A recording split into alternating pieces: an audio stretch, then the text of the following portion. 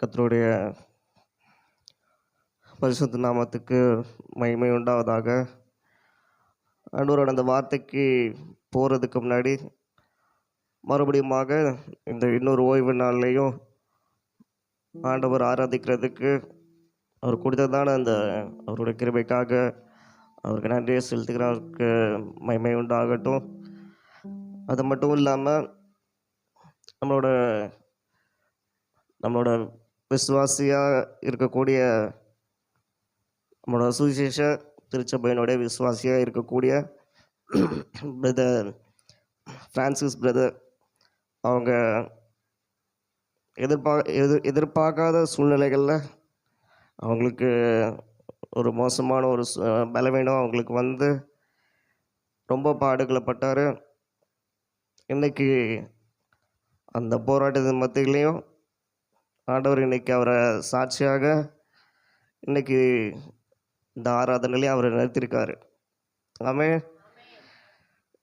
அவர் ஆண்டவரை தேடி வரக்கூடிய ஒவ்வொருவரும், அவர் விசுவாசிக்கிற ஒவ்வொருவரையும் ஆண்டவர் நிச்சயமாக கைவிட மாட்டார்ல.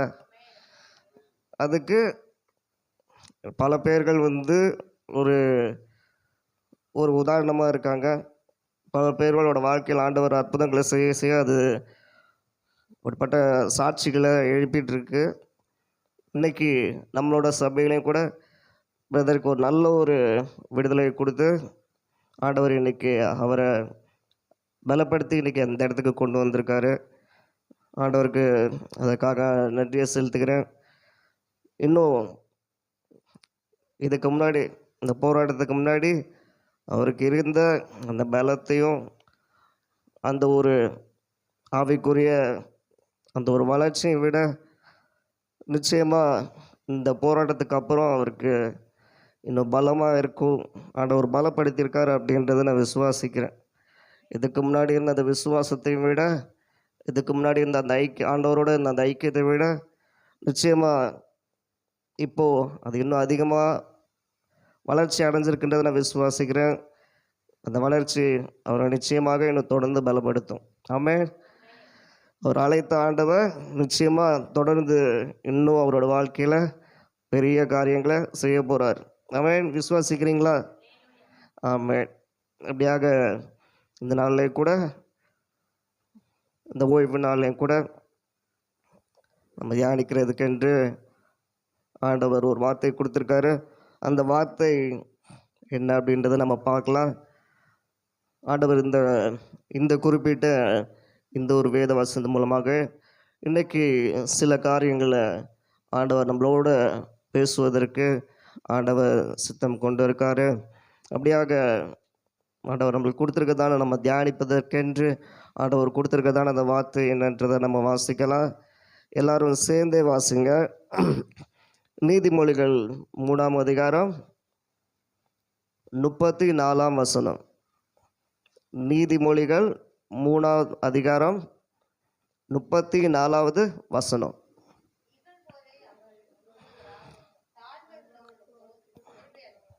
ஆமென். வாசிச்சிங்களா? ஆமென். என்ன சொல்லியிருக்கு? இகழ்வோரே அவர் இகழுகிறார். ஆமென். இன்னைக்கு ஆண்டவர் இந்த நம்ம பல ஜப கூட்டங்களில் நம்ம கலந்துக்குவோம். கரெக்டுங்களா? பல ஜபங்கள் மூலமாக, பல ஊழியர்கள் மூலமாக ஆண்டவர் நம்மளோட தொடர்ந்து பேசிட்டு வர்றாரு. அப்படியாக இந்த ஓய்வு நாளில் நம்ம ஒரு விஷயத்தை புரிஞ்சுக்கணும். அதாவது ஆண்டவர் எப்பப்போ நம்மளுக்கு ஆசீர்வதிக்கிறவர் மட்டுமே இல்லை. ஆமென். அவர் நம்மளுக்கு வச்சிருக்கிறதான அந்த ஆசீர்வாதம் அது என்றைக்கும் மாறாது. ஆமென். ஆனாலும் ஆண்டவர் ஆசீர்வதிக்கிறது, விடுதலையை கொடுக்கறது மட்டுமே ஆண்டவரோட முக்கியமான கடமை இல்லை. அதுக்கும் மேலே ஆண்டவர் பரிசுத்த ஆவியானவர் நமக்கு என்றைக்குமே நம்மக்கிட்ட இருக்கிற விஷயங்களை போதிச்சுக்கிட்டே இருப்பார். ஆமென். அது எதுக்கு பண்ணுறாரு அப்படின்னா, நாம் கொஞ்சம் கொஞ்சமாக நம்மளோட அந்த பழைய காரியங்கள்லாம் மாறி நம்ம ஆண்டவர்கிட்ட நெருங்கிறதுக்காக மட்டுமே ஆண்டவர் பல காரியங்களை நம்மளோட வாழ்க்கையில் ஆண்டவரோட வார்த்தை மூலமாக நமக்கு போதிச்சிட்டே வர்றார். ஆமென். நமக்கு ஒரு சில வார்த்தைகள் ஆண்டவர் நம்மளுக்கு போதிக்கிறார் அப்படின்போது நம்ம அந்த காரியங்களை எப்போவுமே நம்ம வந்து என்னடா இது இன்னைக்கு நம்ம ஒவ்வொருத்தருமே இன்னைக்கு என்ன ஒரு விஷயம் ஆயிடுச்சு அப்படின்னா, இன்னைக்கு செய்தி அப்படின்னு சொன்னாலே வாக்குத்தத்த வசனம், ஆசீர்வாதமான வார்த்தை அப்படின்னா மட்டும்தான் அது நல்ல செய்தின்னு சொல்லுவாங்க. ஆனால் உண்மையாக ஒரு விஷயத்தை நல்லா தெளிவாக புரிஞ்சுக்கணும். ஆண்டவரோட உண்மையான ஒரு விசுவாசிகளாக ஒரு விஷயத்தை நல்லா தெரிஞ்சுக்கணும். வாக்குத்தத்த வார்த்தைகளும் ஆசீர்வாத வார்த்தைகள் மட்டுமே நமக்கு உரியது கிடையாது. ஆமென். அதுக்கும் மேலே நம்மளை பலப்படுத்தக்கூடிய, நம்மளை பரிசுத்தப்படுத்தக்கூடிய, நம்மளை சுத்திகரிக்கக்கூடிய ஒவ்வொரு வார்த்தைகளும் நமக்குரியது தான். ஆமென். விசுவாசிக்கிறீங்களா? ஏன்னா நம்மளுக்கு ஆசீர்வாதம் கொடுக்கறது மட்டும் இல்லாமல் இந்த மாதிரியான வார்த்தைகள் நம்மளை இன்னுமே வந்து நம்மளோட ஆவிக்குரிய வாழ்க்கையை பலப்படுத்தும். ஆமென். நம்ம ஆசீர்வாதங்கள் பெற்றுக்கொள்றது மட்டுமே ஒரு கிறிஸ்தவர்கள் ஆண்டவருடைய பிள்ளைகளுக்கு முக்கியமான நோக்கம் இல்லை. அதுக்கும் மேலே நாம் ஆண்டவரோட நெருக்கமாகணுன்றது தான் ஒவ்வொரு விசுவாசிகளுடைய முக்கிய நோக்கமே. ஆமென். அப்படியாக நம்ம ஒவ்வொரு நாளுமே ஒவ்வொரு கற்றுக்கொள்ளக்கூடிய நம்ம ஒவ்வொரு காரியங்களையும் மூலமாக நம்ம ஆண்டவரோடு நம்ம வந்து நெருங்கிக்கிட்டே இருக்கணும். ஆமென். அதை நம்ம வாழ்க்கையில் நம்ம பயன்படுத்துவோமானால் நாம் ஒவ்வொரு நாளும் படிப்படியாக ஆண்டவரோட நெருங்குவோம். ஆமென். நெருங்குவோமானால் ஆண்டவர் நமக்கு என்று வச்சிருக்க அந்த ஆசீர்வாதத்தை நம்ம பெற்றுக்கொள்வோம். ஆமென். அப்போது நமக்கு வரக்கூடிய அந்த போராட்டங்கள்லேருந்து நமக்கு விடுதலை ஆகும். ஆமென். அப்படியாக இன்னைக்கு இந்த வார்த்தை மூலமாக ஆண்டவர் 2 காரியங்களை குறித்து நமக்கு போதிக்க விரும்புகிறார். அதில் முதலாவது ஆண்டவர் என்ன சொல்கிறார் அப்படின்னா, ஆண்டவர் என்ன பண்ணுறாரா? இகழ்வோரை அவர் இகழ்கிறாராம். ஆமென். 2வது ஒரு விஷயத்தை ஆண்டவர் சொல்கிறாரு. என்ன விஷயம் அப்படின்னா, நீங்கள் எல்லாருமே இந்த வசனம் நீங்கள் வாசிச்சிருப்பீங்க. இந்த வார்த்தையை நீங்கள் அதிகமாக கேட்டிருப்பீங்க. நீங்கள் வாக்குத்தத்த போர்டுகளை நீங்கள் கேட்டிருப்பீங்க. தாழ்மை உள்ளவருக்கு ஆண்டவர் கிருபை அளிக்கிறார். இந்த வார்த்தை நீங்கள் மோஸ்ட்லி நீங்கள் கேட்டிருப்பீங்க. ஆமென். ஆனால் இப்போது இன்றைக்கி இந்த வார்த்தை மூலமாக ஆண்டவர் உண்மையாகவே நமக்கு கற்றுக் கொடுக்கக்கூடிய அந்த விஷயம் என்ன அப்படின்னு கேட்டிங்கன்னா, முதலாவது ஆண்டவர் சொல்கிறாரு, இகழ்வோரை ஆண்டவர் வந்து இகழ்கிறார் அப்படின்றத சொல்கிறார். அதாவது ஆண்டவர் இந்த வார்த்தை மூலமாக சொல்லக்கூடிய காரியம் என்னென்னா, அவருடைய பிள்ளைகளாக ஆகட்டும், இல்லை ஆண்டவருடைய காரியங்களாக இருக்கட்டும், இல்லை ஆண்டவரை குறிச்சா இருக்கட்டும், இவங்க இந்த காரியங்கள் எல்லாம் குறித்து யார் வந்து ஒரு மதிப்பில்லாத வார்த்தைகளாலேயோ, இல்லை ஒரு தூக்கி எறிகிற விஷயமாகவோ, இல்லை ஒரு ஒன்றுத்துக்கு உதவாத ஒரு விஷயமாகவோ அவங்கள பார்த்து ஆண்டவரோட காரியத்தை பார்த்து அவங்க வந்து மதிப்பிடுறாங்களோ, அவங்க யாரை வந்து இப்படிப்பட்ட ஆண்டவரோட பிள்ளைகளையும் இல்லை ஆண்டவரோட காரியங்களை யார் பார்த்து நகைக்கிறாங்களோ அவங்கள ஆண்டவர் என்ன பண்ணுவாரா? அவங்கள ஆண்டவர் என்ன பண்ணுவாரா? அவர் வந்து இகழுவார் அப்படின் போது ஆண்டவரோட பிள்ளைங்களை பார்த்து யார் கேலி செய்கிறாங்களோ அவங்கள ஆண்டவர் பார்த்து சிரிக்க வேண்டிய நாட்களுக்கு கொண்டு போயிடுவாராம். ஆமென். குறிப்பாக இந்த 2வது ஆண்டவர் என்ன சொல்கிறார் அப்படின்னா, 2வது இன்னொரு நல்ல ஒரு விஷயங்களை சொல்கிறார். அது வந்து நமக்கு கற்றுக் கொடுக்கக்கூடிய விஷயம். ஆமென். அதுதான் ஆண்டவர் எதிர்பார்க்குற விஷயம். அது என்ன விஷயம் அப்படின்போது, தாழ்மையாக இருக்கிறோம் அப்படின்னு சொன்னால், ஒரு வேளை ஆண்டவரோட பிள்ளைகள் தாழ்மையாக இருக்காங்க அப்படின்னு சொன்னால், அவங்களுக்கு ஆண்டவர் வந்து ஒரு ஸ்பெஷலான ஒரு கிஃப்ட் கொடுப்பாராம். அது என்ன கிஃப்ட் அப்படின்னா, அவருடைய கிருபை. ஆமென். ஆண்டவர்கிட்டேருந்து நமக்கு கிடைக்கக்கூடிய ஒரு முக்கியமான ஒரு மிகப்பெரிய ஒரு ஆசீர்வாதம் வரும்போது அவரோட கிருபை தான். ஏன்னா ஆண்டவர்கிட்டேருந்து நம்ம வந்து நிறைய விஷயங்கள் பெற்றுக்கொள்வோம். நோய்களிலிருந்து விடுதலை பெற்றுக்கொள்வோம். பிசாசு போராட்டங்களை சாபக்கட்டுகள்லேருந்துலாம் நம்ம விடுதலை பெற்றுக்கொள்வோம். 2வது நம்ம அந்நிய பாஷை வரங்களை பெற்றுக்கொள்வோம். ஆண்டவர்கிட்டேருந்து பல வரங்களையும் பெற்றுக்கொள்வோம். இது எல்லாத்துக்கும் மேலே அவர்கிட்ட இருக்கிற ஒரு ஸ்பெஷலான ஒரு கிஃப்ட் என்னன்னு கேட்டிங்கன்னா, அந்த கிருபை தான். அந்த கிருபையை அவ்வளோ ஸ்பெஷலானதுன்னு கேட்டிங்கன்னா, இது எல்லாத்தையுமே நம்ம பயன்படுத்தக்கூடியதுக்கு ஆண்டவர் ஒரு நேரம் வச்சுருக்காரு. எப்படி? ஆண்டவர் வரங்களையும் வல்லமைகளையும் கொடுக்கறதுக்கு ஆண்டவர் வந்து ஒவ்வொரு நாளை வச்சுருக்கார். அதுக்கு சில ப்ரொசீஜரை வச்சுருக்கார். ஆமாம். ஆசீர்வாதங்களை பெற்றுக்கொள்கிறதுக்கும் ஒரு ப்ரொசீஜரை வச்சுருக்கார். இப்படி எப்படி இருந்தால் தான் இந்த ஆசீர்வாதத்தை நீ பெற்றுக்கொள்ளுவ அப்படின்னு இருக்குது. இந்த நாளில் தான் உனக்கு அந்த ஆசீர்வாதம் கிடைக்குன்ற ஒரு விஷயம் இருக்கு. ஆனால் இந்த கிருபை மட்டும் பார்த்தீங்கன்னா அன்லிமிட்டெட். எப்படி? இந்த கிருபைக்கு மட்டும் வந்து அளவுன்றது இல்லை. ஆமாம். ஆண்டவர் இந்த கிருபை மட்டும் எப்பவுமே வந்து வச்சிருப்பாராம். எப்படி? நம்ம என்ன பண்ணாலும் சரி, நமக்கு நேரம் காலம் கிடையாது. 24 ஹவர்ஸ் 24 ஹவர்ஸ் அவரோட கிருபை நம்ம கூடவே வருமா. ஆமாம். ஆண்டவர் கொடுக்குற அந்த கிருபை அப்படின்றது, அந்த கிருபை நம்ம ஒவ்வொரு நாளும் ஒவ்வொரு சூழ்நிலைகளையும் நம்மளை பாதுகாக்குது. இன்னைக்கு நம்ம சந்திக்கிற ஃப்ரான்சிஸ் பிரதர் ஒரு விடுதலை கிடைச்சதும், அவர் பாதுகாப்பாக இன்னைக்கு ஹாஸ்பிட்டலுக்கு போனதும் ஆண்டவரோட கிருபை. ஆமாம். இன்னைக்கு அவர் நல்ல ஹெல்த்தியாக இருக்கிறதுக்கு, ஆண்டவர் ஆராதிக்கிறதுக்கு இந்த இடத்துக்கு வந்திருக்கேன்னா அதுவும் அவரோட கிருபை. ஆமாம். அப்படியாக இன்னைக்கு நீங்கள் எல்லாருமே, நம்ம எல்லாருமே சேர்ந்து அவர் ஆராதிக்க வந்திருக்கோன்னா அது அவரோட கிருபை. ஆமாம். நம்ம பல போராட்டங்கள் ஆபத்துலேருந்து நம்ம வந்து மீண்டு நம்ம ஒரு விடுதலையாகி நம்ம போகிறோன்னா அது ஆண்டவரோட கிருபை. ஆமாம். நம்ம வேலை செய்கிற இடங்கள்லையோ படிக்கிற இடங்கள்லையோ நமக்கு ஒரு தயவு கிடைக்குதுன்னா அது ஆண்டவரோட கிருபை. அதுக்கு வந்து நேரங்காலம் கிடையாது. ஆண்டவர் இதுக்கு இந்தந்த நாளில் தான் கிடைக்கும்னு வந்து ஆண்டவர் ஃபிக்ஸ் பண்ணல. அது வந்து எப்பவுமே நம்ம கூட இருக்கும். ஆமாம். அப்படிப்பட்ட அந்த கிருபையை, அப்படிப்பட்ட அந்த கிஃப்ட்டை ஆண்டவர் வந்து கொடுக்குறாரா? யாருக்கு கொடுக்குறாரா? தாழ்மையாக இருக்கிறவங்க யாரோ அவங்களுக்கு கொடுக்குறாராம். ஆமாம். இப்போது இந்த வசனம் மூலமாக ஆண்டவர் 2 காரியங்களை வந்து நமக்கு சொல்கிறார். என்ன விஷயம்? முதல்ல என்ன சொன்னார்? அவரை குறித்து யார் வந்து ஏளனமாக பார்க்குறாங்களோ, அவரோட பிள்ளைகளை குறித்து யார் வந்து ஏளனமாக பார்க்குறாங்களோ, யார் வந்து அவங்கள பார்த்து நகைக்கிறாங்களோ அவங்கள ஆண்டவர் வந்து இகழ்வார் அப்படின்னு சொல்லியிருக்கு. ஆமாம். இப்போ அப்படியே அடுத்தது ஆப்போசிட் என்ன சொல்கிறாருன்னா, ஒரு வேளை இகழ்றதுக்கு பதிலாக என்னோட பிள்ளைங்க வந்து எனக்கு தாழ்மையாக இருக்காங்க அப்படின்னா அவங்களுக்கு நான் என்னோட அந்த கிஃப்டை கொடுப்பேன்றாரு. ஆமாம். இப்போது இந்த விஷயத்தை நம்ம இன்னும் அதிகமாக நம்ம தெரிஞ்சுக்கிறதுக்கு முன்னாடி இந்த வசனம் குறிப்பாக எழுதப்பட்டதுன்னு பார்க்கும்போது, இந்த வசனம் நம்ம வாசிக்கிறது பார்த்தீங்கன்னா நம்ம நீதிமொழிகள். கரெக்டுங்களா? எப்போவுமே நம்ம எந்த ஒரு வேத வசனத்தை நீங்கள் வாசிக்கிறீங்கனாலும் அந்த வார்த்தையோ அது யார் எழுதுனா, இது வந்து ஒரு முக்கியமான விஷயம். இது நீங்கள் வந்து ஆண்டவருக்கு சித்தமானா ஒரு நாள் நம்மளோட ஊழியத்தின் சார்பாக ஒரு பைபிள் காலேஜ், ஒரு எஜுகேஷனை கொடுக்குற அளவுக்கு ஆண்டவருக்கு சித்தமானா அந்த நாளில் ஆண்டவர் செய்வான்றதை நான் விசுவாசிக்கிறேன். ஆமாம். அந்த பைபிள் காலேஜ் மூலமாக நான் கற்றுக்கொண்ட விஷயங்கள் தான் இன்றைக்கி நான் வேதத்தை அதிகமாக தெரிஞ்சுக்கிறதுக்கு எனக்கு உதவியாக இருக்குது. ஆமாம்.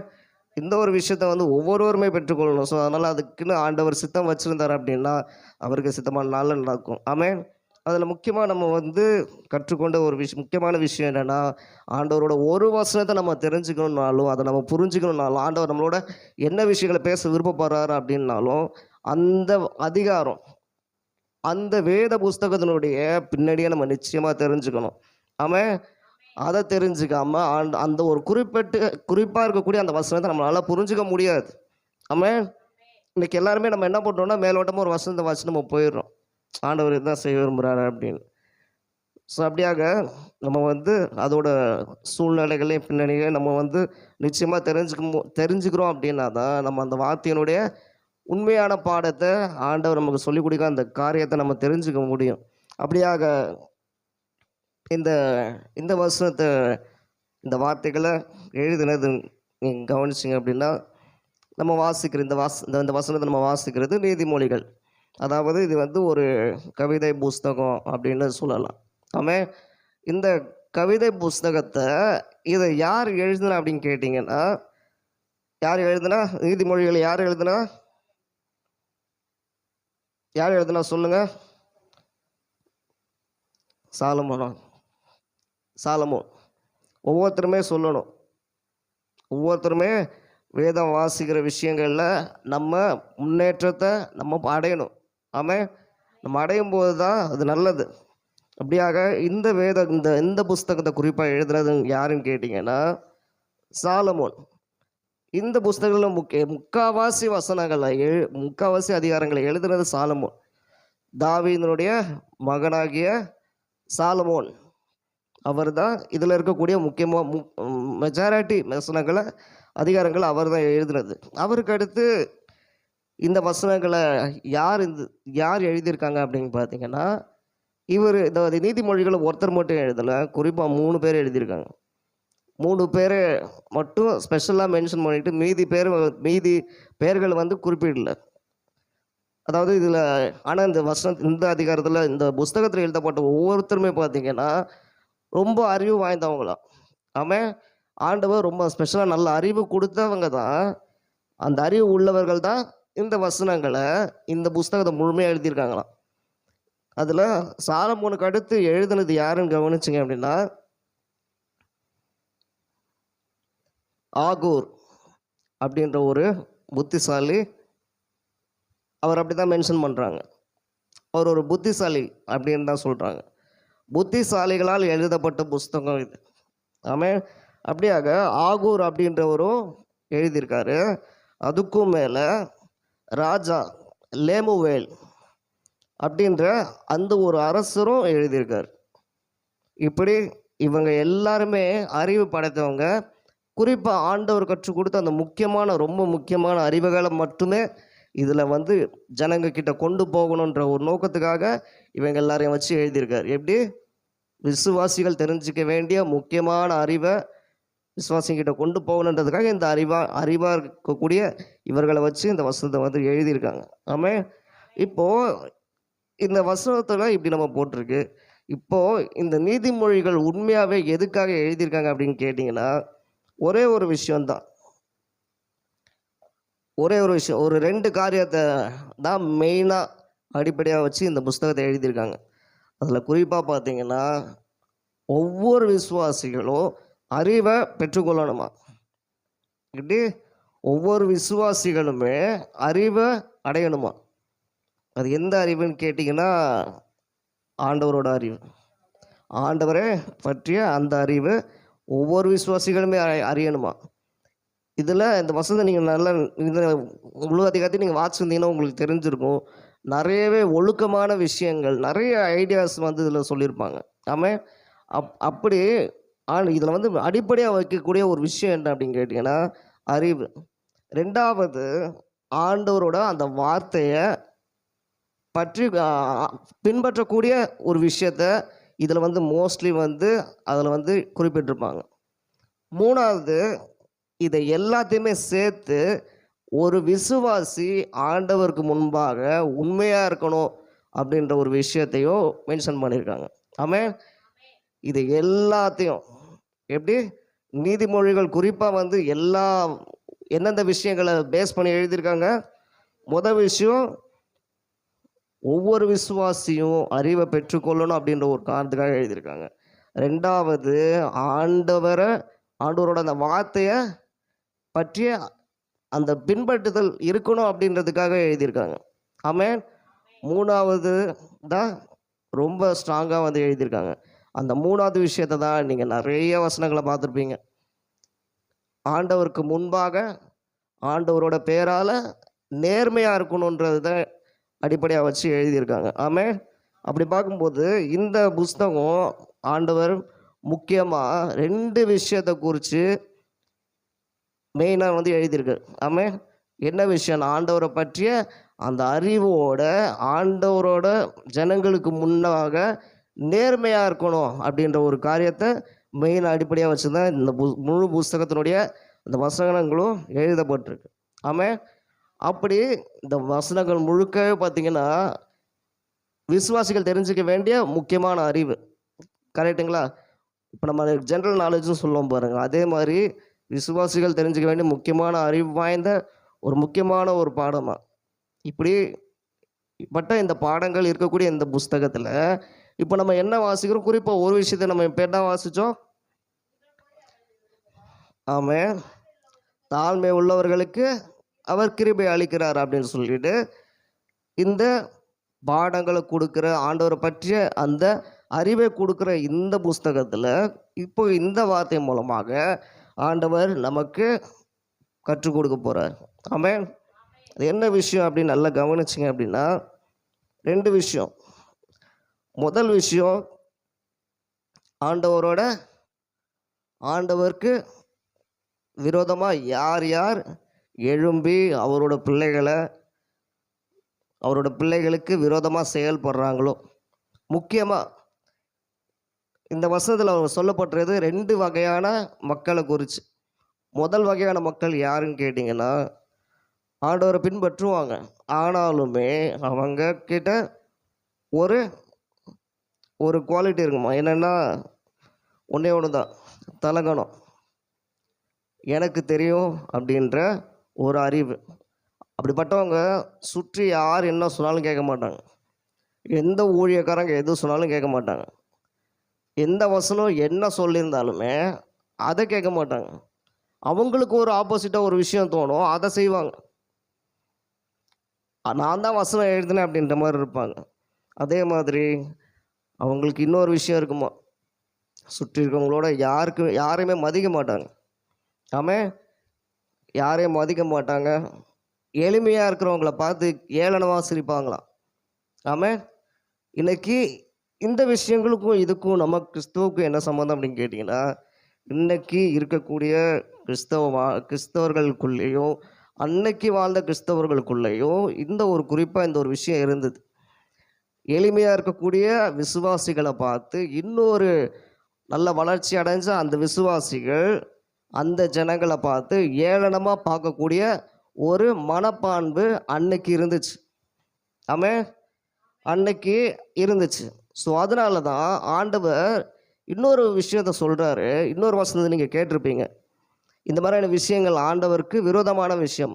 ஆமாம், சக விசுவாசிகளை நம்ம பார்க்குற ஏழைகளாக இருக்கட்டும், யாராக இருக்கட்டும், அவர்களை நம்ம நேசிக்காமல் இருக்கிறோம் அப்படின்னு சொன்னால், அவங்கள பார்த்து நம்ம ஏளனமாக சிரிக்கிறோம், ஏளனமாக நம்மளோட எண்ணத்தில் யோசிக்கிறோம் அப்படின்னா, அவங்க நம்ம மதிக்க தெரியலை அப்படின்னு சொன்னால், பாருங்க, பேசிக் செல்ஃப் ரெஸ்பெக்ட், ஒருத்தவங்களை மதிப்பு கொடுக்குன்ற ஒரு விஷயத்த இந்த நீதிமொழிகள் ஆண்டவர் போதிக்கிறார். இன்றைக்கி நீங்கள் ஸ்கூல்ஸில் நீங்கள் கேட்டிருப்பீங்க, பெரியவங்களுக்கு மதிப்பு கொடுக்கணும், சுற்றி இருக்கவங்களுக்கு நம்ம மரியாதையோடு நடந்துக்கணும், ஒழுக்கமாக இருக்கணும்னு சொல்லி நம்ம ஸ்கூலில் கேட்டிருப்போம். ஆனால் ஒரு விஷயம் நல்லா புரிஞ்சுக்கணும், இந்த ஸ்கூல்ஸ் எல்லாம் வர்றதுக்கு முன்னாடியே சாலமோன் மூலமாக இந்த லெசன்லாம் நம்மளுக்கு கொடுத்துட்டார். ஆமாம், ஒவ்வொரு விசுவாசிகளுக்குள்ளேயும் இந்த மதிக்கக்கூடிய சக மனிதனை மதிக்கக்கூடிய அந்த ஒரு மனப்பான்பை முக்கியமாக இருக்கணும் அப்படின்றத ஆண்டவர் விரும்புகிறார். ஆமாம், அப்படி செய்கிறாங்க அப்படின்னா அவங்க ஆண்டவர்களோட பார்வைக்கு தாழ்மையானவர்கள். ஆமாம், ஒரு வேளை அதுக்கு ஆப்போசிட்டாக நம்ம சுற்றி இருக்கவங்களுக்கு முன்னாடி நான் தான் அறிவாளி, எனக்கு தான் தெரியும், நான் தான் அழகானவன், நான் தான் சிறந்தவன் அப்படின்ற ஒரு மனப்பான்பு யாருக்கு இருக்கோ, மற்றவங்களோட ஆண்டவரோட வார்த்தைக்கு நம்ம கீழ்ப்படியாமல், வசனங்களுக்கு கீழ்ப்படியாமல் யார் யார் இருக்கிறாங்களோ அவங்க யாருக்குமே தாழ்மை குணம் இல்லாதவர்கள். ஆமாம், நம்ம ஏழைகளையும் ஒவ்வொருவரையும் நம்ம யாரையுமே, ஏழைகளாக இருக்கட்டும் யாராக இருக்கட்டும், ஏளனமாகவே பார்க்கக்கூடாதான். ஆமாம், அவங்க இவ்வளோதான், நீ என்ன சொல்கிறது, உன்னால் என்ன முடியும், நீ எல்லாம் சொல்கிறது உனக்கு அறிவில்லை, இந்த மாதிரியான ஒரு மனப்பான்பு ஆண்டவருக்கு விரோதமானது. ஆமாம், இன்னொரு வசனம் நீங்கள் கேட்டிருப்பீங்க, தாழ்மை உள்ளவனுக்கு ஆண்டவர் கிருபை அளிக்கிறார், பெருமை உள்ளவனுக்கும் தேவன் எதிர்த்து நிற்கிறார். ஆமாம், பெருமை உள்ளவனுக்கு எதிர்த்து நிற்கிறார்னு சொன்னதுக்கு காரணம் என்னென்னா, இந்த குறிப்பாக இப்படிப்பட்டதான ஜனங்கள் நம்ம வாழ்க்கையில் நம்ம சந்திப்போம். ஒருவேளை நமக்குள்ளேயே அந்த காரியங்கள் கொஞ்சம் கொஞ்சம் இருக்கலாம். அந்த காரியங்களை ஒவ்வொருவருமே விட்டுடணும் அப்படின்றது தான் ஆண்டவர் நமக்கு போதிக்கிற முக்கியமான விஷயம். ஒருவேளை அந்த காரியங்களை நம்ம மாற்றிக்கல அப்படின்னு சொன்னால் ஆண்டவர் நமக்கு விரோதமாக எழும்புவாராம். ஆமாம், நம்ம ஒருவேளை சக மனிதர்களையோ சக விசுவாசிகளையோ சக ஊழியர்களையோ நம்ம மதிக்காமல் அவங்க சொல்கிறாங்க இவங்க சொல்கிறாங்க நம்ம தான் பரிசுத்தவான், நம்ம தான் பெஸ்ட், நமக்கு தான் அறிவு இருக்குது, நான் தான் நிறைய படிச்சிருக்கேன் அப்படின்ற ஒரு மனப்பான்மை யாருக்கெல்லாம் இருக்கோ ஆண்டவர் சொல்கிறாரு, அவங்களுக்கு எதிராக ஆண்டவர் எழும்புவாராம். ஆமென். அவங்க எல்லாருக்கும் ஒரு எதிரி வந்துருவாராம். அந்த எதிரி வேற யாரும் கிடையாது, ஆண்டவர் தானாமா. இப்படி என்னை யாரும் ஜெயிக்க முடியாது அப்படின்னு யார் வந்து யோசிச்சுட்டு இருக்காங்களோ அவங்களுக்கு ஒரு எதிரி வரும். அந்த எதிரி தான் ஆண்டவரா. ஆமென். அந்த காரியங்கள் எல்லாம் இல்லாமல் நம்ம ஒவ்வொருத்தரும் மதிக்கணுமா, ஆண்டவர் ஒழுக்கத்தின்படி மதிப்பு கொடுக்கணுமா, அவங்களுக்கு அன்பு செலுத்தணுமா. ஆமென். இப்படி இருப்போமானால் ஆண்டவர் இந்த காரியங்களை நம்ம செய்வோமானால் நம்ம தாழ்மை உள்ளவர்களாக இருப்போம். ஆமென். ஒருவேளை நம்ம தாழ்மை உள்ளவர்களாக இருப்போமானால் நம்மளோட வாழ்க்கையில் ஆண்டவர் கிருபைகளையும் ஆசீர்வாதங்களையும் கொடுப்பார். ஆமென். இன்றைக்கி நம்ம வந்து தாழ்மையாக இருக்கணும், கிருபையை பெற்றுக்கொள்ளணும்னு யோசிக்கிறோமே தவிர நம்ம ஒரு சில இடங்களில் நம்ம பெருமையாக நம்மளோட எண்ணத்துக்குள்ளே வந்துச்சு அப்படின்னா நம்ம ஒரு விஷயத்த மறந்துடக்கூடாது. ஒவ்வொரு கிறிஸ்தவர்களுமே ஏதாவது ஒரு இடத்துல இந்த வசனம் நம்மளுக்கு முக்கியமாக போதிக்கக்கூடிய காரியம் என்னென்னா, அதுதான் நல்லா கவனிச்சுங்க. அந்த முதல் வரிகள் என்ன போட்டிருந்துச்சு? இகழ்வோரை. இந்த இகழ்கிறவங்க யார் பண்ணுவா சொல்லுங்க? யார் இன்னொருத்தங்களை பார்த்து ஏளனமாக சிரிப்பாங்க? யார் ஏளனமாக கேலி பண்ணுவாங்க? தனக்கு பெருமை இருக்கிறவங்க தான் அந்த மாதிரி இருப்பாங்க. தனக்கு எல்லாமே இருக்க அப்படின்னு இருக்கிறவங்க எண்ணத்தில் இருக்கிறவங்க மட்டும்தான் அவங்களுக்குள்ள தான் இந்த மாதிரி விஷயங்கள்லாம் இருக்கும். அப்படி இகழ்வோரை ஆண்டவர் என்ன சொல்கிறாரு? அவர் பதிலுக்கு இகழ்ந்துருவாராம். எப்படி? அவர் பதிலுக்கு இகழ்ந்துருவாராம். ஆமென். என்ன விஷயம் அப்படின்னா, இது உண்மை. இதுதான் ஆண்டவர் முக்கியமாக நமக்கு தெரிஞ்சுக்க வேண்டிய ஒரு விஷயம். இதுதான் ஆண்டவர் ஒவ்வொரு விசுவாசிகளும் இந்த வசதி மூலமாக கற்றுக் கொடுக்க வேண்டிய ஒரு வார்த்தையாக போதிச்சாங்க அன்னைக்கு. ஆமென். இது நீங்கள் உண்மையாக விசுவாசிக்கிறீங்க, இது நீங்கள் நம்புறீங்களா? நீங்கள் இது முக்கியமாக ஆண்டவரோட பார்வைக்கு இது மிகப்பெரிய அருவருப்பான ஒரு விஷயமான இருக்குது. ஆமென். ஏன் அப்படின்னு கேட்டிங்கன்னா, அன்னைக்கு இது உண்மை. நீங்களே பாருங்கள், ஒருவேளை நம்மளுக்குள்ளே இருக்குது அப்படின்னா அதை எடுத்து போட்டுருங்க. அப்படி இல்லைன்னு சொன்னால் வேதாகமத்தில் சில பேர்களுக்கு அவங்களுக்கு என்ன நிலைமை நடந்தது அப்படின்றத சொல்கிற வாசிங்க. லூக்கா 16வது அதிகாரம் 14வது வசனம். இது ஒரு பரிசேயரோட வாழ்க்கை. ஒரு பரிசேயர் இதே ஒரு குணம் கொண்டு இருந்தாராம். பரிசேயர்னா யாரு? நம்ம சந்திக்கிற அந்த ஃபாதரு, பாஸ்டர்ஸ் மாதிரி அன்னைக்கு எருசலேம் ஆலயத்தில் இவங்கெல்லாம் தான் நம்பர் 1 பாஸ்டர்ஸாக இருந்தவங்களாம். ஆமென். ஆண்டவரோட ஒவ்வொரு ஆராதனைகளும் அவங்க தான் செய்கிறவங்களா இருந்தாங்களாம். ஆமென். வாசிங்க அந்த வசனத்தை. பொருளாசை இருந்துதான் வாசிங்க.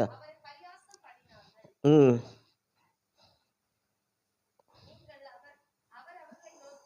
ம் ம் ம்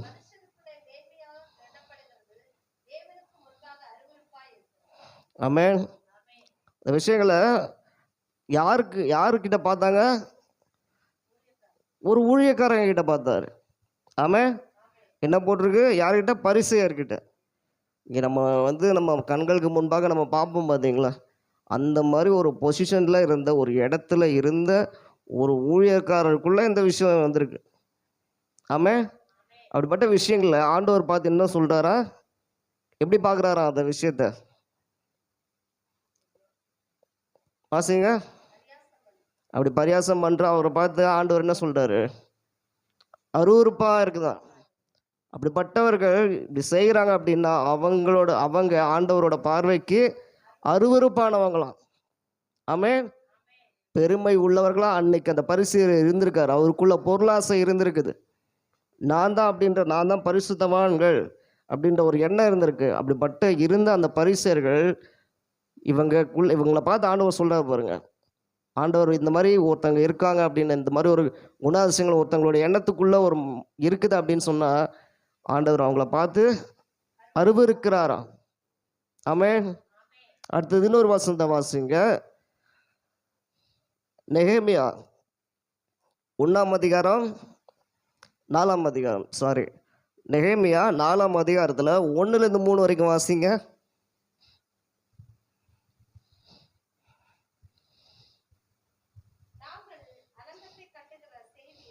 ம் ம் ம் ம் ம் ம்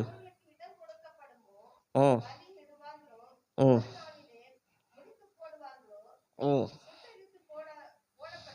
ம்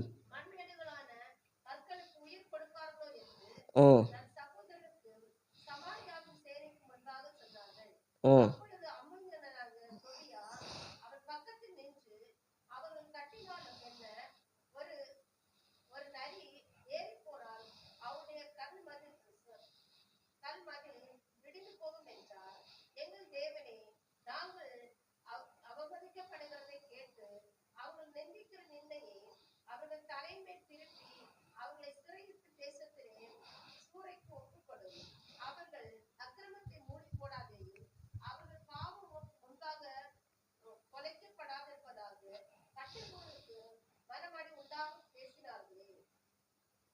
போதும். ஒரு 2 குழு, 2 விதமான ஜனங்கள். அவங்களுக்கு ஆண்டவருக்காக ஒரு ஒரு இடத்த கட்டுறதுக்கான ஒரு சண்டை.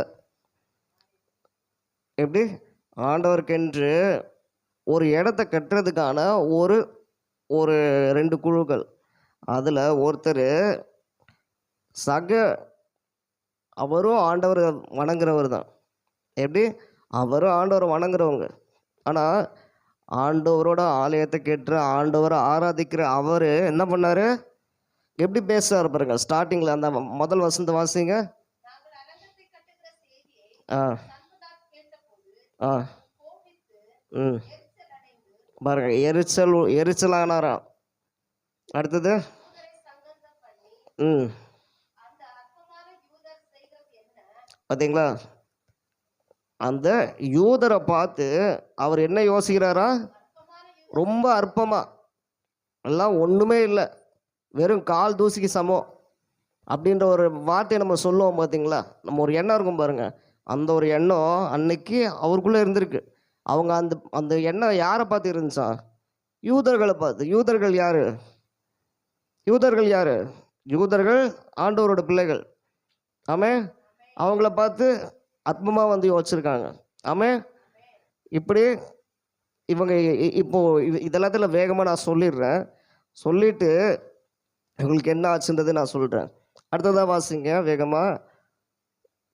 ஆதியாகமம் 21ஆம் அதிகாரம் 9லேருந்து 10 வாசிங்க.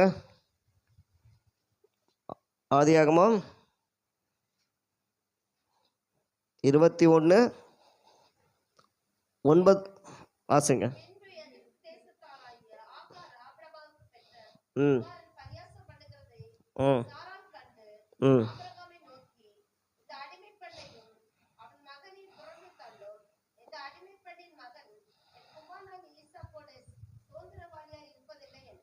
ம் ம்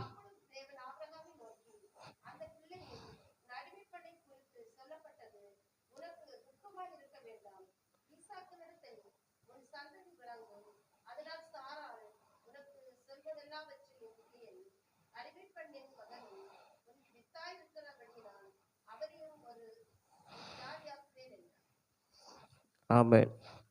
இது என்ன விஷயம்? நல்லா கவனிச்சிங்களா? இந்த கதை உங்களுக்கு தெரியல? உங்களுக்கு ஆபிரகாம் தனக்கு குழந்தை பிறக்கல என்ன பண்ணார்? ஒரு அடிமை பெண்ணை அவர் தத்தெடுத்துக்கிட்டார். ஆமாம். ஆனால் அவங்களுக்குள்ள என்ன ஆயிடுச்சு? ஆண்டவரோட ஆராதிக்கிற சாரா, அவளுக்குள்ள என்ன வந்துடுச்சு? ஒரு அடிமை பெண் தான். ஆனால் ஆபிரகாம் வந்து அப்படி பார்க்கல, ஆண்டவர் அப்படி பார்க்குறவரும் இல்லை. அந்த பெண் அவருக்கென்று தான் வந்தது. எப்படி? ஆபிரகாமுக்கு ஒரு குழந்தையை பெற்றுக் கொடுப்பதற்காக அந்த அடிமை பெண் வந்தாள். ஆனாலும் வந்த இடத்துல அவளுக்கு என்ன நடக்குது? உதவி செய்ய வந்து கடைசியில் என்ன ஆயிடுச்சு? சாரா அவளை குறித்து ரொம்பவே எரிச்சல் அடைகிறது, அப்பப்போ சண்டை. ஆமாம், இப்படிப்பட்டு ரொம்ப இந்த இந்த பிரச்சனைனால ஆபிரகாம் என்ன ஆயிடுச்சு? ரொம்ப டென்ஷன் ஆகிட்டார். அவர் ரொம்ப மன வருத்தத்துக்கு போயிட்டார். ஒரு பிள்ளைக்கு நான் பெற்று எடுக்கிறது தானே நான் ஒரு அடிமை பெண்ணை எடுத்தேன் அப்படின்னு. அந்த டைமில் ஆண்டவர் என்ன பண்ணுறாரு? இவங்க வந்து நிந்திச்ச அதே பெண்ணை ஆசீர்வதிக்கிறேன்ட்டார். எப்படி? இவங்க யாரை நிந்திச்சாங்களோ அவங்க ஆண்டவர் ஆசீர்வதிக்கிறேன்ட்டார். ஆண்டவர் வந்து என்ன பண்ணார்? நீ வந்து இந்த மாதிரி இருக்க அப்படின்னு சொல்லிட்டு சாராவை போலவே செஞ்சாரா என்ன? சாராவை தான் வந்து ஆண்டவரோட ஜனம், கரெக்டுங்களா? அடிமை பெண் வந்து வேற ஜனம், கரெக்டுங்களா? இப்போ இப்படி இருக்க ஆண்டவர் யாருக்கு சப்போர்ட் நிற்கணும்? ஆண்டவர் வந்து யாருக்கு ஆதரவாக இருக்கணும்? சாராக தானே நியாயமாக இருக்கணும். ஆனால் என்ன பண்ணார்? ஆண்டவர் அதை பண்ணலை. அடுத்த செகண்டு சாராக்கு எதிராக என்ன பண்ணிட்டாரு? உன்னை யார் வந்து இது பண்ணாங்களோ அந்த அவன் மூலமாகவே ஆகாரோட வாழ்க்கை, ஆகாரோட மூலமாகவே ஒரு பெரிய ஜாதியை உருவாக்க வேண்டார். எப்படி? ஆண்டவர் வந்து சாரா அவளோட ஜனம். ஆண்டவர் நினச்சிருந்தா ஆகாரை வந்து சபிச்சிருக்கலாம்ல, ஏதாவது செஞ்சுருக்கலாம்ல. ஆனால் ஏன் வந்து ஆண்டவர் செய்யலை? சாரா அவளுக்குள்ள ஒரு பெருமை வந்தது. என்னதான் இருந்தாலும் ஒரு அடிமை பெண் தானே அப்படின்ற ஒரு பெருமை வந்தது. ஆமாம், உதவி செய்ய வந்ததை கூட கவனிக்காமல் நீ வந்து அடிமையாக வந்த ஒரு வேலைக்காரி தானே அப்படின்ற ஒரு எண்ணம் வந்துடுச்சு. அடுத்த செகண்ட் ஆண்டவர் என்ன பண்ணுறாரு? அவளுக்கு ஆப்போசிட்டாக போயிட்டார். ஆமாம், யார் அடிமை பெண்ணை அற்பமாக பார்த்தாலோ இன்னைக்கு அவளோட ஜனம்தான் இன்னைக்கு உலகம் முழுக்க நம்ம சந்திக்கிறோம். பார்த்தீங்களா? இன்னைக்கு உலகம் முழுக்க நம்ம சந்திக்கிற ஒவ்வொரு இஸ்லாமிய சமூகமும் அன்னைக்கு அந்த ஆகார் மூலமாக வந்தவங்க தான். எப்படி? இன்றைக்கி நம்ம சந்திக்கிற இஸ்லாம் சமூகம் ஒவ்வொருத்தருமே ஆகார் மூலமாக வந்தவர்கள் தான். எந்த அளவுக்கு ஆசீர்வதிச்சிட்டா இருப்பாருங்க. இதுதான் உண்மை. ஆண்டவருக்கு இப்போது இவங்க எல்லாரையும் சொன்னல, இதுதான் விஷயம். ஒருவேளை நாம் நம்ம சக மனிதர்களை, சக விசுவாசிகளை மதிக்க தெரியாமல் அவங்க நம்ம அற்பமாக பார்க்குறத நான் தான் அப்படின்ற மாதிரி யாராவது இருக்கோமானால் ஒரு விஷயத்தை ஆண்டவர் புரிஞ்சுக்கோங்க. ஆண்டவர் அப்படிப்பட்டவர்களுக்கு எதிராக எழும்பிடுவார். ஆமாம், மோசையோட வாழ்க்கைகள் கூட பார்த்தீங்கன்னா ஆண்டவர் மோசைக்கு எதிராக வந்து என்னாச்சு? மோசே அடிமையாக இருந்தது ஒரு எகிப்து தேசத்தில். ஆனால் அவனுக்கு எதிராக வந்து செயல்பட்டது யார்? ஏதோ சாதாரண ரோட்டில் போகிற ஒரு சக மனுஷனோ, அந்த சிட்டிசன் கிடையாது. எகிப்து தேசத்தினுடைய ராஜா. எப்படி? எகிப்து தேசத்தினுடைய ராஜா ஆண்டவரோட பிள்ளைகளுக்கு விரோதமாக எதிராக வந்து எழும்புறாங்க அப்படின்னு சொன்னால் அவங்க யாரெல்லாம் வந்து அந்த ராஜாவை ஏன் வந்து முக்கியமாக வந்து முறியடிக்கப்பட்டார் அப்படின்னு கேட்டிங்கன்னா அவருக்கு இந்த தலகடம் இருந்துச்சு. ஆமாம், வேத வசனத்தை நீங்கள் வாசிச்சிங்க அப்படின்னு நல்லா ரிசர்ச் பண்ணி பார்த்தீங்கன்னா அந்த பார்வோன் அன்னைக்கு வீழ்த்தப்பட்டதுக்கு முக்கிய காரணமே அவனுக்கு தலகணம் இருந்துச்சான். ஆமாம், ரொம்பவே வந்து நான் தான் இந்த உலகத்துக்கு ராஜா, என்னோட ராஜ்யத்துக்கு எதிராக யாருமே வரக்கூடாது அப்படின்னார். ஆனால் கடைசி என்ன பண்ணார்? ஒன்றுமே இல்லாமல் அவ்வளோ பேர், 40,000 பேர், அவ்வளோ பேர் ஜனங்களை அசால்ட்டாக தூக்கிட்டு போயிட்டார். அவனை ஒன்றும் இல்லாமல் ஆக்கி விட்டார். இதுதான் விஷயம். அதே மாதிரி நேபுகாத் நேச்சாருக்கும் இதே ஒரு குணம் இருந்தது. நான் தான் இந்த உலகத்துக்கு ராஜா, இந்த உலகத்தில் நான் நினைக்கிறதா நடக்கணும். எப்படி? நான் நினைக்கிறதா நடக்கணும், என்னோட விருப்பப்படி தான் எல்லாமே நடக்கணும், நான் சொல்கிறத எல்லோரும் கேட்கணும் அப்படின்ற ஒரு எண்ணம் இருந்துச்சு. இப்படிப்பட்ட ஒரு எண்ணம் இருக்கக்கூடிய நேபுகாத் நேச்சார் என்ன பண்ணார்? ஒரு நாள் ஆண்டவர் வீழ்த்தினார்ல. ஆமாம், ஒரு நாள் வீழ்த்திட்டார்.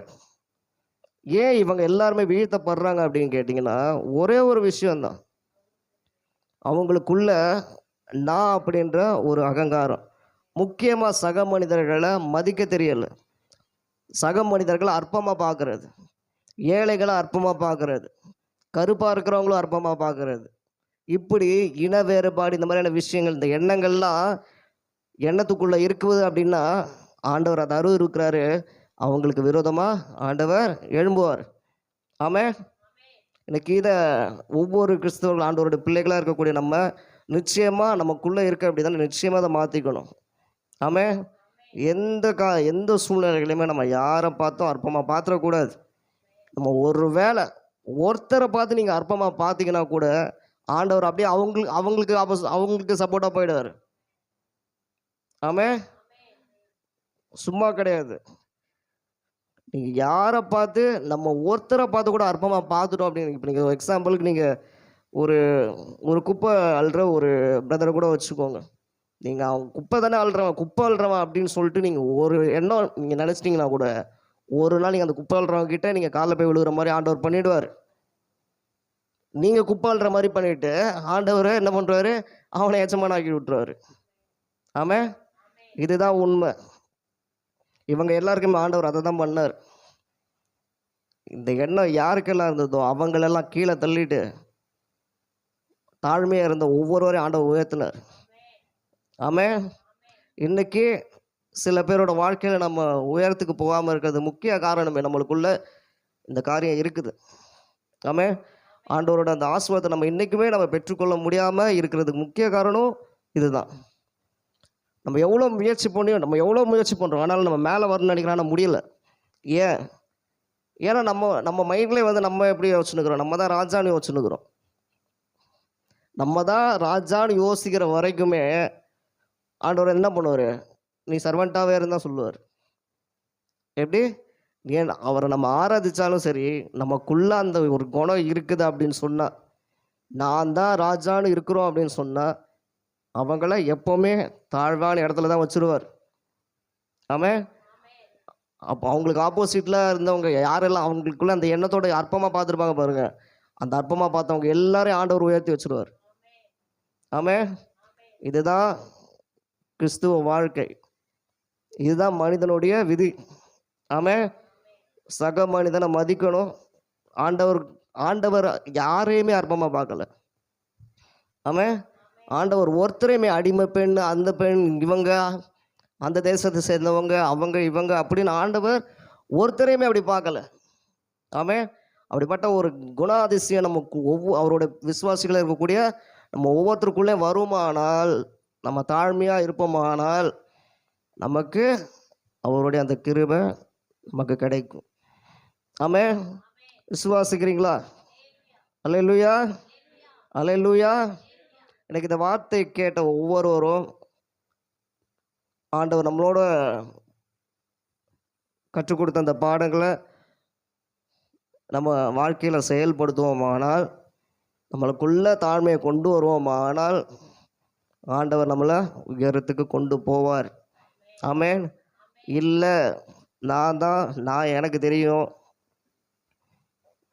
உனக்கு என்ன தெரியும், உனக்கு என்ன தெரியும், நீ என்ன சொல்கிறது, உனக்கு இது அறிவில்லை, நீ என்ன சொல்கிறது அப்படின்னு நம்ம நினைச்சிட்டே இருக்கோம்னா வச்சுக்கோங்க, அப்போ நம்ம கண்டிப்பாக உயரத்துக்கு போக மாட்டோம். அதே மாதிரி தான் கீழே இருப்போம். ஆமாம். அந்த உயர்வான இடத்துக்கு போகணும் அப்படின்னா அந்த தாழ்மை நம்மளுக்குள்ளே வந்துச்சுன்னா கண்டிப்பாக போயிடுவோம், ஆண்டவர் தூக்கிட்டு போயிடுவார் மேலே. ஆமாம். இதுதான் கிறிஸ்துவ வாழ்க்கை. இதை நம்ம கற்றுக்கொள்வோம், தாழ்மையாக இருப்போம், ஆண்டவர் நம்ம ஒவ்வொருவரையும் உயர்த்துவார். ஆமென். விசுவாசிக்கிறீங்களா? இந்த கேட்ட இந்த வார்த்தையின்படி ஆண்டவர் உங்கள் ஒவ்வொருவரையும் ஆசீர்வதிப்பாராக. நம்ம ஒவ்வொருவரும் தாழ்மையாக இருக்கலாம். அவரோட கிருபை நம்மளோட என்றென்றும் இருக்கும். ஆமென், ஆமென்.